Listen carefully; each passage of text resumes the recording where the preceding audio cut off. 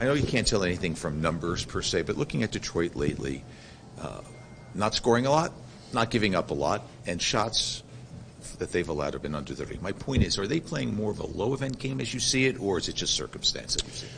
No, I think they certainly are. There's clearly been more attention in that area, and results have been there of late, so we would certainly expect that will continue. How does that challenge your team? You got to play your game. Do you try to match that defensive structure, or do you just say, listen, we're playing our game? Well, I mean, we generally play pretty low event games ourselves in terms of what we give up. So we got to continue to do that, and then at the same time find ways to make good on the chances that we get and create even more when we have opportunities and get more out of each possession. There's a lot of emotion in the last time these two teams met.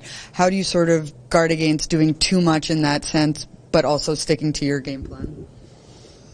Yeah, I mean, I don't know. We've played a lot of hockey games since that one, so I think we played very, very well. In fact, it was one of our better games we played in here, but we left without any points to show for it. So, if anything, that would motivate us. I would think to be right in our game here, but we just got to come in and be a little bit upset about how our last game that we played at home finished up and how that one went for us, and certainly want to be better tonight.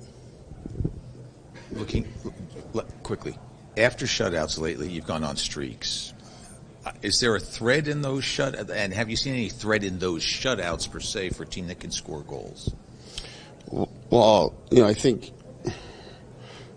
historically this team's been a team that scores goals on the rush. It hasn't been a team that scores goals in the offensive zone.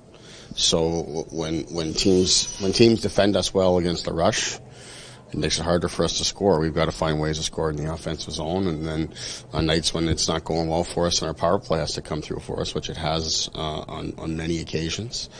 But when both things don't go well for you, that's kind of what happens. So we got to maximize each possession so we can get a little bit more out of our rush opportunities. But when teams take that away, which many of the teams in the NHL do, when you play the New Jersey Devils, it's the top of the list of things that you do not want to give up.